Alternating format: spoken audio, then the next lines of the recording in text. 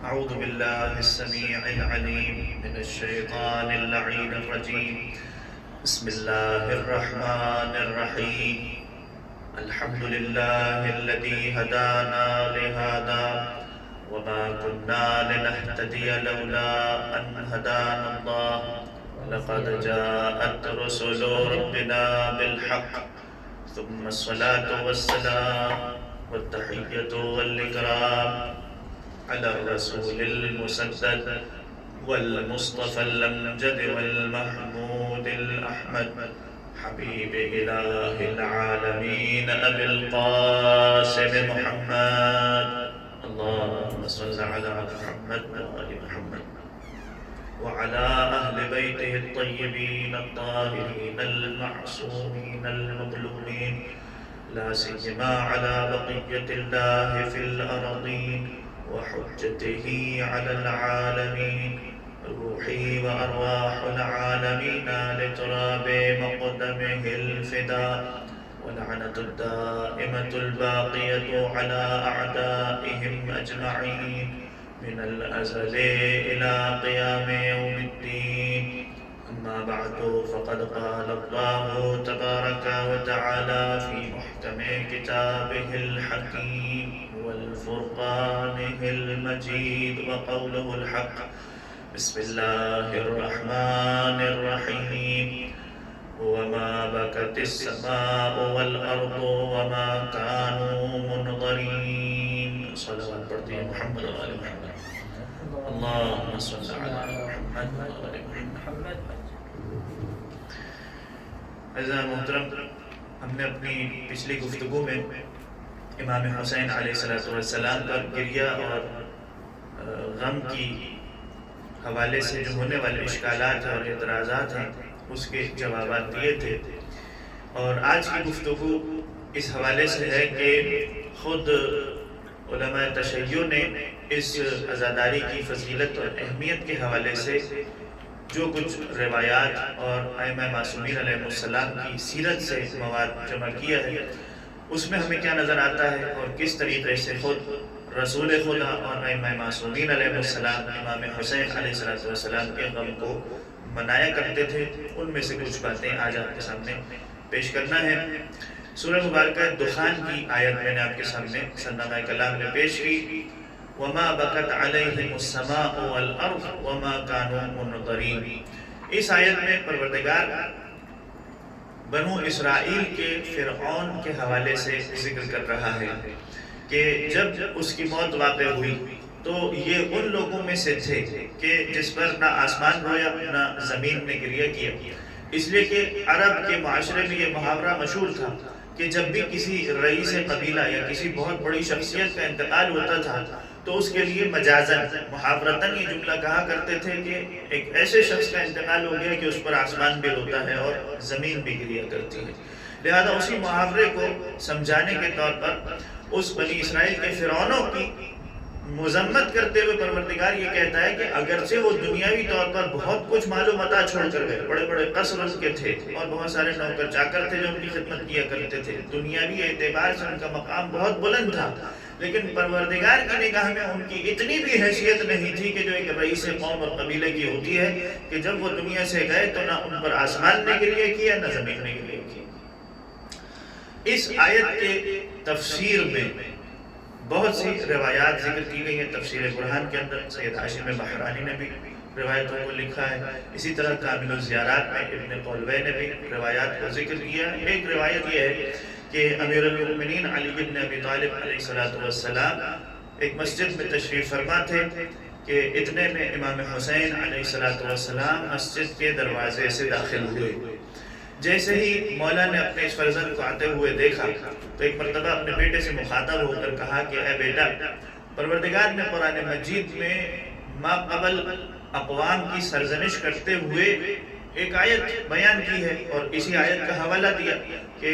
وَمَا بَكَتْ عَلَيْهِمُ السَّمَاءُ وَالْأَرْضُ، کہ وہ بنی اسرائیل کے فرعون ایسے تھے، ان کی حالت ایسی تھی کہ پروردگار نے کہا کہ ان پر آسمان نے بھی گریہ نہیں کیا، زمین نے بھی گریہ نہیں کیا۔ وما كانوا منظرین، اور پروردگار کا ان کو ذرہ برابر مہلت نہیں دی۔ جب یہ جملہ مولا نے اپنے بیٹے کو دیکھ کر ارشاد فرمایا اور قرآن کی اس آیت کی تلاوت کی، اس کے بعد روایت کہتی ہے وَوَضَعَ يَدَهُ عَلَى رَأْسِهِ، مولا نے اپنے ہاتھ کو اپنے بیٹے کے سر پر رکھا اور پھر یہ جملہ کہا وَأَيْمُ اللَّهِ لَتُقْتَلُنَّ مِن بَعْدِي، اور خدا کی قسم اے میرے بیٹے، میرے بعد تمہیں شہید کیا جائے گا، وَلَا تُبْكِيكَ السَّمَاءُ وَالْأَرْضُ، اور تیری حیثیت پروردگار کی بارگاہ میں اتنی بلند ہے کہ جب تیری شہادت ہوگی تو تجھ پر آسمان بھی گریا کرے گا اور زمین بھی گریا کرے گا۔ تو یہ روایت معصومین کے ذریعے سے سیرت ائمہ معصومین علیہ السلام کے اندر ہمیں بات واضح طور پر دکھائی دیتی ہے کہ امام حسین علیہ السلام کی شخصیت وہ ہے کہ جس پر پوری کائنات کی مخلوقات نے گریہ کیا۔ رسول اکرم کی شخصیت سے اگر ہم شروع کریں کہ ان کی سیرت میں ہمیں کہاں ملتا ہے کہ انہوں نے امام حسین پر گریہ کیا ہو، تو ہمارے پاس تو بہت ساری ایسی روایتیں موجود ہیں۔ مثلا امام حسین علیہ السلام کی ولادت کے دن خود رسول نے گریہ کیا، بعض روایتوں میں یہ ہے کہ تیسرے دن گریہ کیا، بعض روایتوں میں یہ ہے کہ 7ویں دن گریہ کیا۔ امام حسین کو رسول جب اپنی گود میں بٹھاتے تھے تب گریہ کرتے تھے، کاندھے پر سوار کرتے تھے تب گریہ کیا ہے، کبھی ان کے لبوں کا بوسہ لیا تو گریہ کیا، کبھی ان کے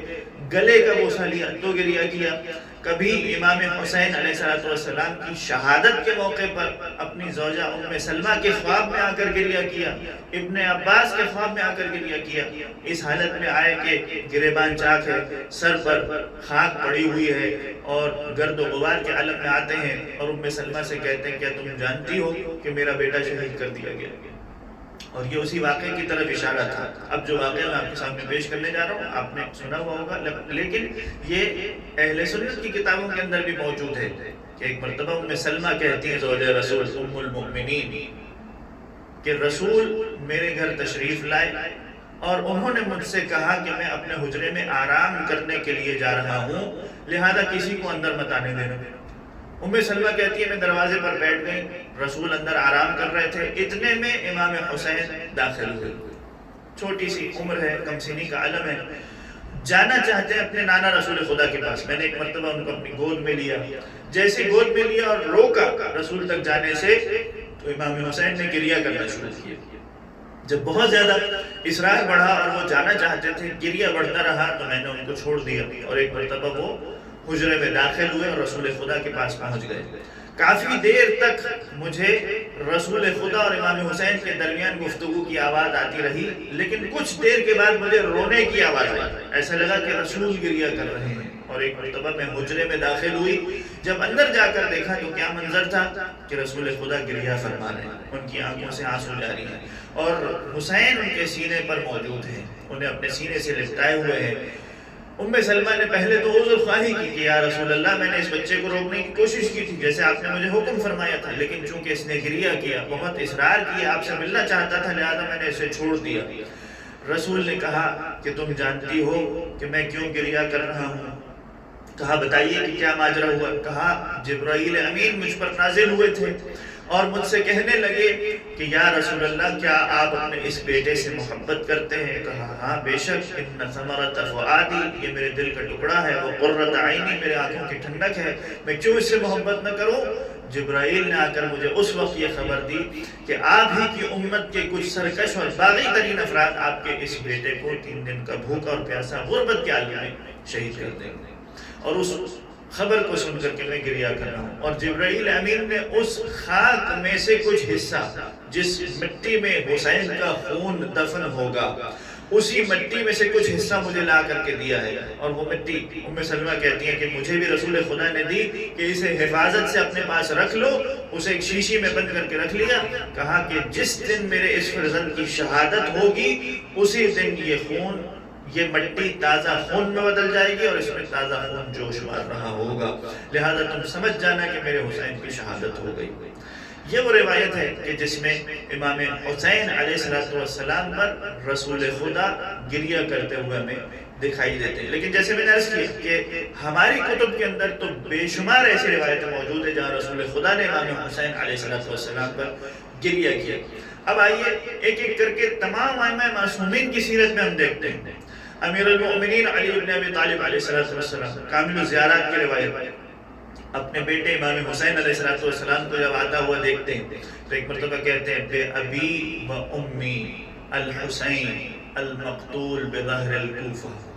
میرے ماں باپ تجھ پر قربان ہو جائے اے حسین، تیرا مرتبہ وہ ہے کہ تو کوفے کی پشت پر کربلا کی سرزمین پر ذبح کیا جائے گا، قتل کیا جائے گا۔ اور پھر اگلا جملہ کیا ہے؟ امام حسین علیہ السلام کی مظلومیت میں ساری کائنات روتی ہے۔ امام علی علیہ السلام نے بیان کیا وَكَأَنِّي أَنْظُرُ إِلَى الْوُحُوشِ، میں درندوں کو، جنگلی جانوروں کو گویا دیکھ رہا ہوں کہ اے حسین وہ اپنی گردنوں کو جھکائے ہوئے تیری قبر پر ساری رات بیٹھ کر گریہ کریں گے اور مرثیہ اور نوحہ اور بکا کرتے ہوئے نظر آئیں گے۔ یہ انداز ہے اس کائنات کی مخلوقات کا کہ جو امام حسین پر گریہ کرتی ہیں۔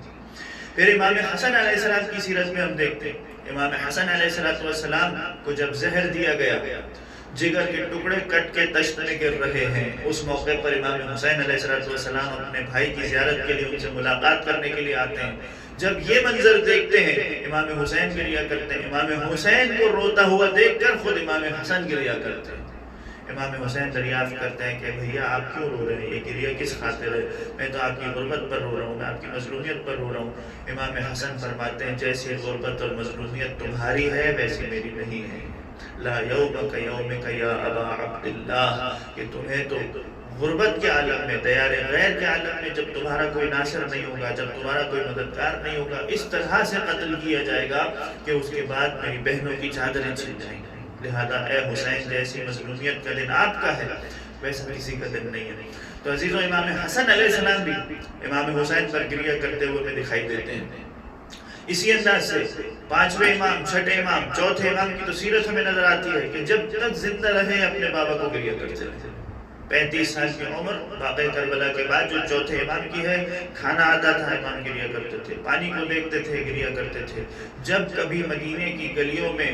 ان دکانوں سے گزرتے تھے کہ جہاں پر ذبیحہ کو ذبح کیا گیا ہے، گوشت لٹکایا گیا ہے، ان کو دیکھ کر رک جاتے تھے، سوال کرتے تھے کہ کیا تم نے ان کو ذبح کرنے سے پہلے پانی پلایا تھا؟ اور جب وہ کہتا تھا کہ میں آپ کے جد کی شریعت پر عمل کرنے والا ہوں، کیسے ممکن ہے کہ جانور کو پیاسا ذبح کر دوں؟ تو امام علی ابن الحسین امام زین العابدین علیہ السلام یہ جملہ کہہ کر کے گریہ کرتے تھے کہ اے بابا مدینے میں تو جانور بھی پیاسے ذبح نہیں ہوتے، آپ کو کربلا کے اندر بھوکا اور پیاسا ذبح کر دیا گیا۔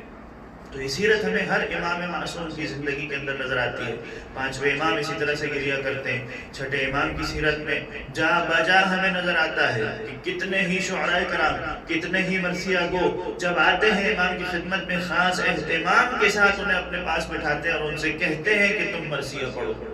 اور جب وہ نثر کے انداز میں مرثیہ پڑھتا تھا تو کہتے تھے کہ تم اسی رقت کے ساتھ، اسی ترنم کے ساتھ مرثیہ پڑھو جس طرح سے ایک میت کے اوپر مرثیہ پڑھا جاتا۔ یہ امام کی خواہش تھی، امام چاہتے تھے، طلب کرتے تھے اپنے اصحاب سے کہ اس طرح مرثیہ پڑھو جس طرح تم ایک میت کے اوپر، ایک مرنے والے کے اوپر گریہ کرتے ہو اور مرثیہ پڑھتے ہو۔ کتنے ہی ایسے مرثیہ خوان ہیں۔ ابو عمارہ کا واقعہ ہمارے سامنے ہے، دیول خزائی کی روایت ہمارے سامنے ہے، ابو ہارون مکفوف کا واقعہ ہم سنتے رہتے ہیں۔ جعفر بن عفان نام کا ایک شاعر ہے، وہ آتا ہے امام صادق علیہ السلام کی خدمت میں اور امام اس سے کہتے ہیں کہ ہم نے سنا ہے کہ تم امام حسین پر مرثیہ پڑھتے ہو، اشعار کہتے ہو۔ کہا نعم یا ابن رسول اللہ، جی ہاں میں مرثیہ پڑھتا ہوں۔ کہا پھر مجھے وہ مرثیہ پڑھ کر کے سناؤ جو میرے جد حسین پر تم نے کہا ہے۔ ایک مرتبہ وہ شاعر مرثیہ پڑھتا ہے، کہتا ہے کہ جیسے جیسے میں اشعار پڑھتا جا رہا تھا امام کی آنکھوں سے آنسو روا تھے، اس قدر گریہ کیا کہ امام کی داڑھی امام کے آنسو سے تر ہو گئی۔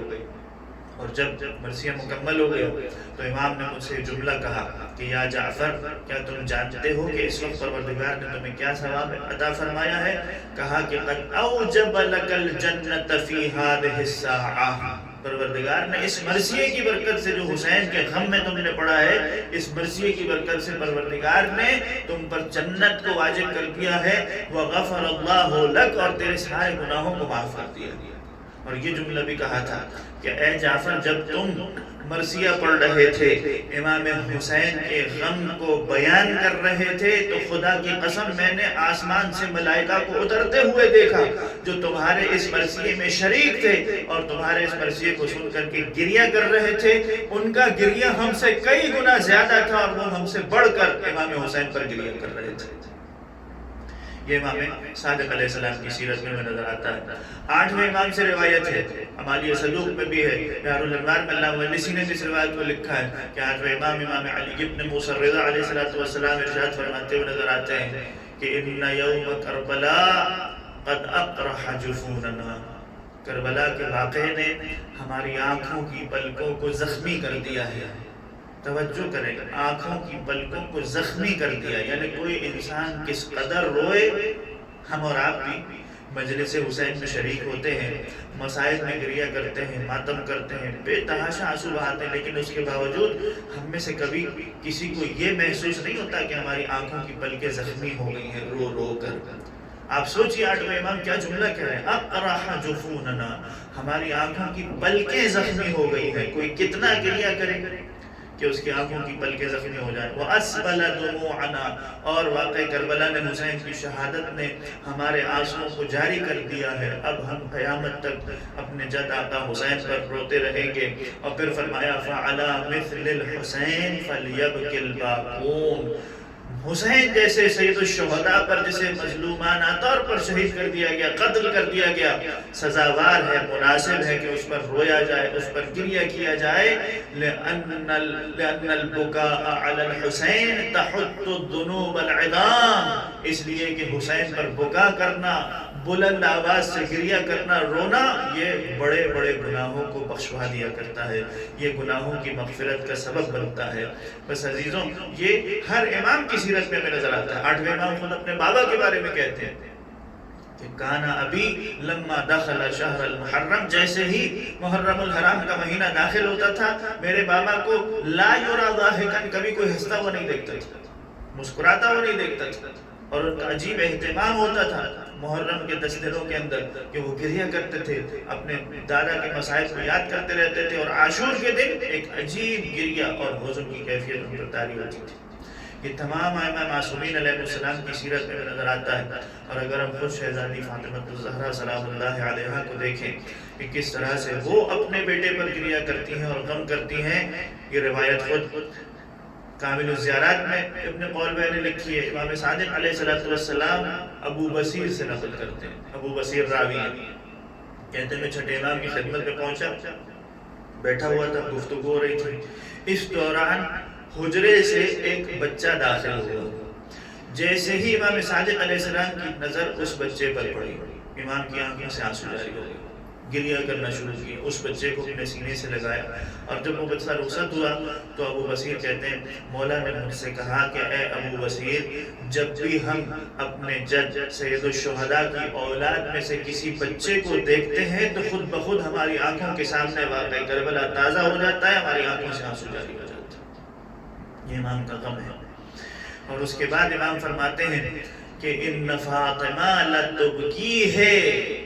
خود فاطمہ زہرا سلام اللہ علیہا امام حسین پر گریہ کرتی ہیں، وشاہقہ، اور وہ وشاہقت، اور اپنے بیٹے حسین پر چیخ کر کے بلند آواز سے گریہ کرتی ہیں۔ دیکھیں ایک ہوتا ہے آنسوؤں سے رونا جس میں کوئی آواز نہیں ہے، لیکن ایک مرتبہ وہ ہوتا ہے کہ انسان بلند آواز سے بلند فریاد اور چیخ اور فریاد کر کے گریہ کرتا ہے۔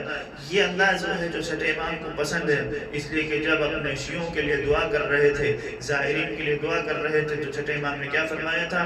اللہم ارحم تلک الصرخۃ التی کانت لنا، اے پروردگار ان آوازوں پر جو بلند ہوتی ہیں، جو ہمارے ظلم اور مصائب کو سن کر گریے میں بلند ہوتی ہیں، ان پر رحم فرما۔ امام کو چیخ کر رونا، بلند آواز سے گریہ کرنا پسند ہے، لہذا اس موقع پر بھی ابو بصیر سے کہتے ہیں کہ شہزادیہ کونین جب اپنے بیٹے پر روتی ہیں تو بلند آواز سے فریاد کرتی ہیں، چیخ مار کر کے گریہ کرتی ہیں، اور جب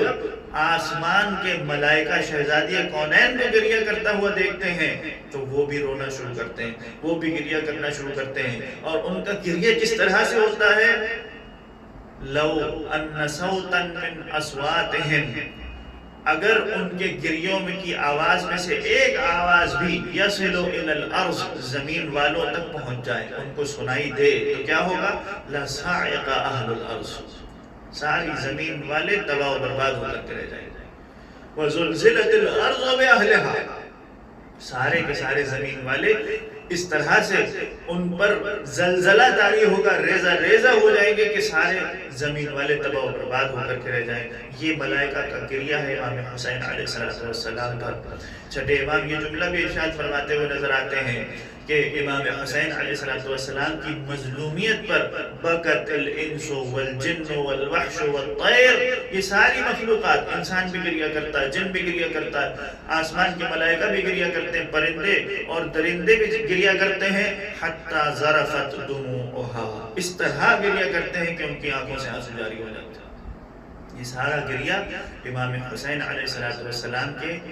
غم میں ہے، اور یہ کوئی مبالغہ نہیں ہے۔ میں ایک چھوٹا سا قصہ آپ کی خدمت میں عرض کروں۔ بعض اوقات کی ساری روایتیں سننے کے بعد انسان کو ایسا لگتا ہے کہ ممکن ہے یہ ساری باتیں حقیقت پر مبنی نہ ہوں، کچھ چیزیں مبالغتاً زیادتی کرتے ہوئے بڑا چڑھا کر پیش کی جا رہی ہے۔ عزیزوں، اس میں ذرہ برابر مبالغہ نہیں ہے، اس لیے کہ شیخ عباس قمی نے منتہی الاعمال میں یہ واقعہ نقل کیا، جہاں پر امام حسین علیہ السلام کے غم کے حوالے سے روایات کو اور اہمیت اور فضیلت کو پیش کیا ہے۔ یہ واقعہ نقل کرتے اپنے استاد محدث نوری سے، اور جب پورا واقعہ نقل کر لیا تو حاشیے میں جملہ لکھا، کہا کہ اگر یہ واقعہ میرے استاد نے براہ راست اس عالم سے نہ سنا ہوتا جس سے نقل کیا ہے، اور اپنی کتاب میں بیان نہ کیا ہوتا، تو یہ اتنا تعجب آمیز ہے کہ میں کبھی اس واقعے کو قبول نہ کرتا، لیکن خود میرے استاد نے براہ راست سنا، اس لیے میں قبول کرنے کو تیار ہوں۔ اب سنیے واقعہ کیا ہے۔ کہتے ہیں کہ میرے استاد نے اپنی کتاب میں واقعہ لکھا، ملا زین الدین سلماسی، یہ ایک عالم ہے۔ کہتے ہیں ہم مشہد مقدس سے امام رضا علیہ السلام کی زیارت کر کے واپس اپنے شہر جا رہے تھے، راستے میں ہمدان شہر کے کچھ پہاڑوں سے ہمارا گزر ہوا، جبل آلوند نام کے کچھ پہاڑ، وہاں پر کچھ دیر آرام کرنے کے لیے ہم نے خیمہ لگایا، پڑاؤ ڈالا، موسم بھی اچھا تھا، خیمہ لگا، کچھ دیر کے لیے ٹہلنے ہم باہر نکلے، دیکھا آس پاس کیا ہے، نگاہ پڑی اچانک ایک پہاڑ پر رکھے ہوئے پتھر کی جانب کہ اس پتھر پر ایک کوئی بہت ہی بزرگ اور بوڑھا شیخ بیٹھا ہوا ہے، اور اس کے آس پاس کوئی جھونپڑی نہیں ہے، کوئی اور شخص موجود نہیں ہے، کوئی کھانے پینے کا سامان نہیں ہے۔ کہنے لگے میں بہت پریشان اور حیران ہوں کہ آخر یہ تنہائی کے عالم میں پہاڑ کی چوٹی پر اکیلا کیا کر رہا ہے۔ گئے اس کے نزدیک، سلام دعا ہوئی، کچھ بات چیت ہونا شروع ہوئی، انسیت ہوئی۔ اس بوڑھے شیخ نے یہ بتایا ان عالم دین کو کہ مجھے 18 سال ہو گئے ہیں اسی پہاڑ پر زندگی بسر کرتے ہوئے، 18 سال سے میں یہیں پر رہ رہا ہوں۔ اور اس کے بعد اس شیخ نے ایک عجیب واقعہ بیان کیا، کہا کہ میں جب پہلی مرتبہ اس پہاڑ پر آیا تھا تو رجب کا مہینہ تھا، محرم شروع ہونے میں 6 مہینے تھے، رجب کا مہینہ تھا، اور میرا دستور یہ تھا کہ رات کی تاریکی میں ہمیشہ عبادت کے لیے کھڑا ہو جاتا تھا، خدا سے مناجات کے لیے تیار ہو جاتا تھا۔ 6 مہینے گزرنے کے بعد رات کا وقت تھا، مغرب کی نماز میں مشغول تھا، میں نے محسوس کیا کہ میری پشت سے کچھ عجیب و غریب قسم کی آوازیں آ رہی ہیں۔ تنہائی کے عالم میں ڈر گیا کہ کہیں کوئی درندے جنگلی جانور مجھ پر حملہ کرنے کے لیے نہ آ گیا۔ جلدی جلدی اپنی نماز کو ختم کیا، پیچھے مڑ کے دیکھا تو کیا منظر دیکھا کہ چیتا، جنگلی گائیں، اونٹ، وحشی درندے، ہر قسم کے الگ الگ درندے اور جانور میرے ساتھ وہاں پر موجود ہیں، اور الگ الگ کیفیتوں میں آواز نکال رہے ہیں، چیخ رہے، فریاد کر رہے ہیں۔ بہت ڈر گیا کہ کہیں ایسا نہ ہو ابھی مجھے چیر پھاڑ کے کھا لیں۔ لیکن کچھ دیر ان کی آوازیں سننے کے بعد اور ان کی حرکات و سکنات کو دیکھنے کے بعد مجھے یقین ہو گیا کہ یہ مجھ پر حملہ کرنے کی نیت سے نہیں آئے۔ کیوں؟ اس لیے کہ اگر یہ سب مجھے مارنا چاہتے اور بھوکے ہوتے تو یہ ایک دوسرے پر بھی حملہ کرتے، لیکن یہ سب ایک ساتھ مل کے آئے ہیں، لہذا یہ بھوکے نہیں ہیں، کوئی اور ماجرا ہے۔ اب یہ کہتے ہیں میں نے سوچنا شروع کیا کہ آخر یہ کیا ہو رہا ہے اور کیوں اس طرح سے یہ فریاد کر رہے ہیں، آوازیں نکال رہے ہیں۔ کہتے ہیں میرے ذہن میں فوراً یہ خیال آیا کہ آج شب عاشور ہے، عاشور کی رات ہے، اور میں سمجھ گیا کہ یہ درندے، یہ جنگل کی مخلوقات بھی امام حسین علیہ السلام پر گریہ کر رہی ہیں۔ یہ شیخ کہتے ہیں کہ میں نے اپنے سر پر اپنے امامے کو رکھا، میں ان کے نزدیک گیا، جیسے ہی میں نزدیک گیا تو ان درندوں نے ایک دائرہ بنا لیا، ایک سرکل نما جگہ بنائی، اور ان کے درمیان میں جا کر بیٹھ گیا، یا حسین کہنا شروع کیا۔ جیسے ہی میں یا حسین کہتا تھا ان درندوں کی بھی آواز بلند ہوتی تھی، ایسا لگتا تھا کہ یہ اپنی زبان میں امام حسین پر گریہ کر رہے ہیں، نوحہ پڑھ رہے ہیں۔ تو عزیزوں یہ کوئی مبالغہ نہیں ہے، یہ کوئی غلط بیانی نہیں ہے، اس میں کوئی زیادتی اور بڑھا چڑھا کر بیان کرنے والی بات نہیں ہے۔ شیخ عباس قمی کہتے ہیں کہ میرے استاد نے واقعہ براہ راست اس عالم سے نقل کیا جنہوں نے اس واقعے کو لکھا ہے، لہذا میں یقین کرتا ہوں کہ امام حسین کی غم میں، مظلومیت میں جنگل کے درندے بھی اس طرح سے گریہ کیا کرتے ہیں۔ اور وہ شیخ کہتے ہیں آخر میں کہ مجھے 18 سال ہو گئے ہیں اس پہاڑ پر رہتے ہوئے، ہر سال جب شب عاشور ہوتی ہے تو یہ درندے اسی طرح سے آتے اور ہر سال اسی طرح سے ہم بیٹھ کر کے امام حسین کی مظلومیت پر گریہ کرتے۔ تو بس عزیزوں، ہمیں امام حسین علیہ السلام کے گریے میں رسول کی سیرت میں بھی ملتا ہے کہ کس طرح سے وہ اپنے اس بیٹے پر گریہ کرتے تھے۔ تمام ائمہ معصومین علیہ السلام کی تاریخ اور سیرت گواہ ہے کہ انہوں نے کس طرح سے اپنے جد کا غم لوگوں کے سامنے پیش کیا، اسے زندہ رکھا ہے، اور اس کائنات کی ساری مخلوق بھی امام حسین پر گریہ کرتے ہوئے دکھائی دیتی ہے۔ اور اگر کوئی ان سارے واقعات کے باوجود، ان ساری دلیلوں کے باوجود امام حسین کے غم میں گریہ کرنے، آنسو بہانے کی فضیلت کا منکر ہے تو شہزادی کونین ان سے راضی نہیں۔ اس روایت کو بھی اللہ علیہ نے لکھا ہے،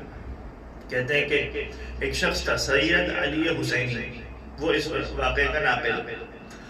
مشہد مقدس میں امام رضا علیہ السلام کے حرم مطہر کے اندر عاشور کا دن تھا،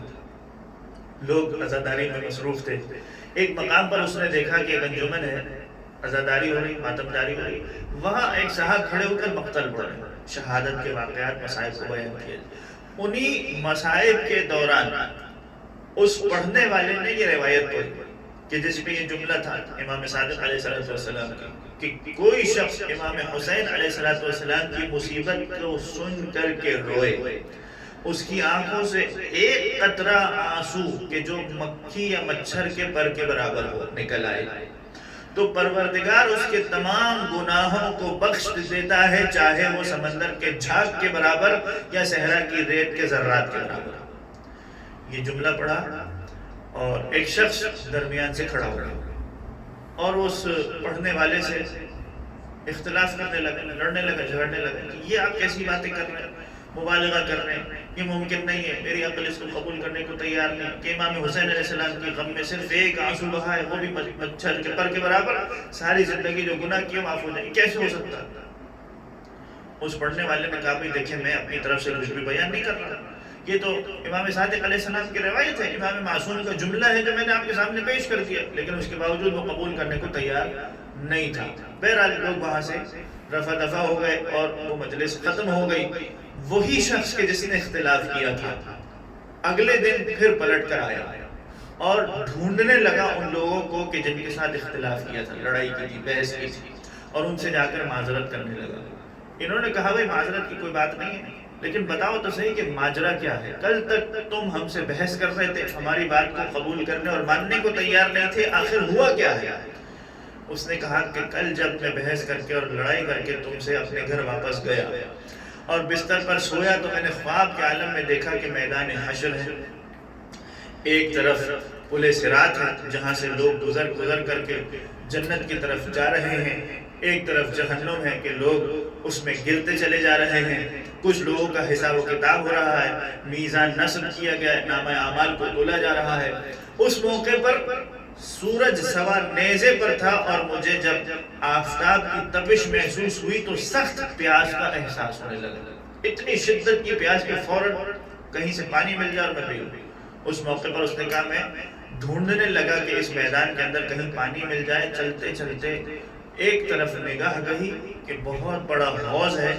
جس میں شیرین پانی موجود ہے، اس سے خوشبو آ رہی ہے، اس کے کنارے 3 شخصیات کھڑی ہوئی ہیں اور تینوں نے سیاہ لباس پہنا ہوا ہے، غم و حزن کی کیفیت ہے، آنکھوں سے آنسو بہ رہی ہے۔ میں نے کسی سے پوچھا یہ کون ہے؟ کہا کہ اس میں ایک رسول خدا ہے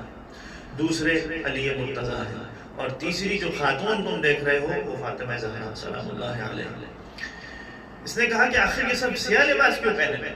کہا تمہیں نہیں معلوم آج عاشور کا دن ہے، عاشور کے دن امام حسین کی شہادت ہوئی، اپنے بیٹے حسین کی شہادت میں یہ سب کے سب غمگین ہیں۔ اب ظاہر عاشور کے دن یہ واقعہ ہوا، اس نے خواب دیکھا، لہذا وہ خواب میں بھی بتایا گیا کہ عاشور کا دن ہے، یہ سب امام حسین کے غم میں سیاہ لباس پہنے ہوئے غم زدہ۔ اچھا اب یہ آگے بڑھا، کہنے لگا کہ میں شہزادی کے پاس پہنچا اور ان سے کہا کہ یا بنت رسول اللہ، میں بہت پیاسا ہوں، پیاس کے مارے میرا جگر پھٹا جا رہا، کیا ایسا ہو سکتا ہے کہ آپ مجھے کچھ پانی دے دیجئے؟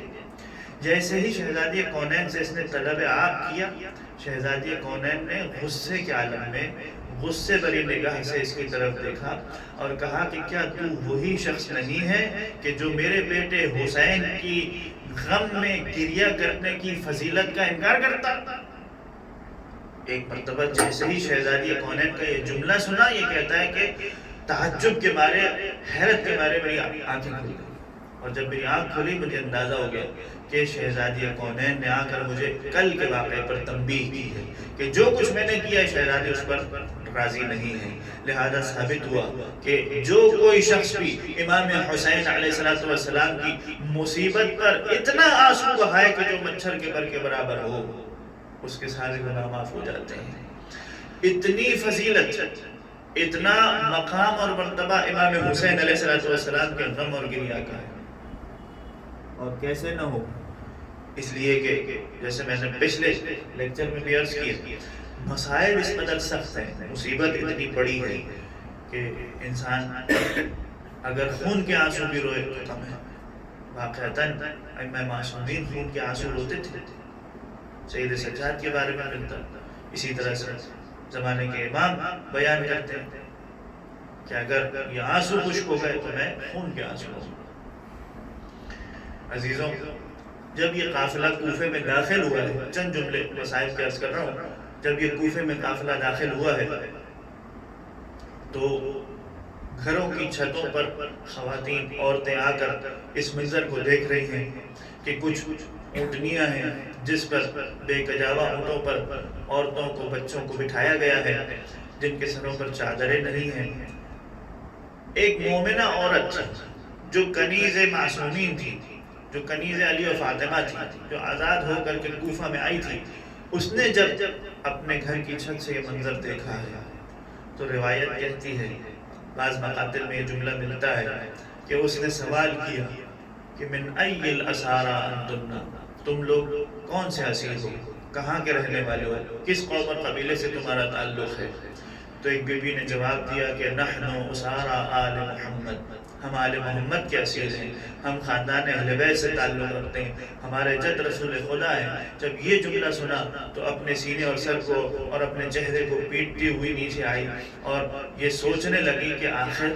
اولاد رسول کا ہی عالم ہے کہ ان کی خواتین کی سروں پر چادریں موجود نہیں ہیں۔ کچھ چادریں لے کر کے آئیں، کچھ کپڑے کے ٹکڑے لے کر کے آئیں اور ایک مرتبہ ان بیبیوں کے سروں پر ڈالنا شروع کیا۔ لیکن عزیزوں جانتے ہیں کہ الملعونوں نے کیا کیا؟ جس طرح سے شام غریبہ نو کے نیزہ کے ذریعے سے ان بیبیوں کے سروں سے چادریں چھینی گئی تھیں، اسی طرح ایک مرتبہ پھر نیزے کی انی چبھ ہو کر پھر ان عورتوں کے سروں سے چادروں کو چھینا گیا۔ اور ممکن ہے یہ واقعہ راہ کوفہ اور شام میں کئی مرتبہ پیش آیا ہو، کتنی مرتبہ نہ معلوم، زینب اور ام کلثوم اور ان بیبیوں کے سروں کو نیزوں کی انی مار کے زخمی کیا گیا ہے۔ بس عزیزوں یہ مومنہ عورت کہتی ہے میں نے اسی عالم میں ایک بچی کو دیکھا جو زینب کی گود میں بیٹھی ہوئی ہے، سہمی ہوئی ہے، اس کے لبوں سے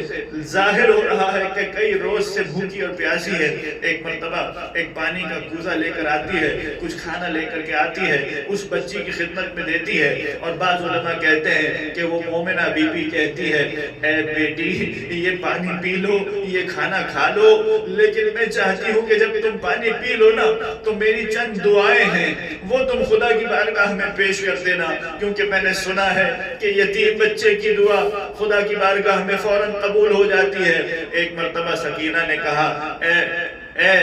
اے عورت پہلے اپنی خواہشیں بتا دے، اپنی دعا بتا دے، میں پانی بعد میں پیوں گی، پہلے تیری تمناؤں کو خدا کی بارگاہ میں پیش کر دوں گی۔ ایک مرتبہ وہ عورت کہتی ہے میری پہلی دعا یہ ہے کہ جس طرح سے تم یتیم ہوئی ہو اس طرح سے خدا میرے بچوں کو یتیم نہ کرے۔ بس جانتے عزاداروں، ایک مرتبہ سکینہ نے اپنے جلے ہوئے کرتے کے دامن کو آسمان کی طرف اٹھایا اور کہا بار الہ تجھے میری یتیمی کا واسطہ ہے،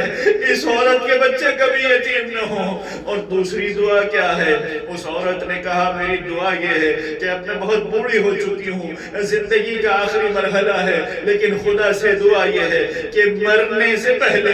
ایک مرتبہ پھر مدینے کی زیارت نصیب ہو جائے۔ اب سکینہ تو دعا کرنے کے لیے ہاتھوں کو اٹھا رہی ہے، لیکن جیسے ہی زینب نے کوفہ میں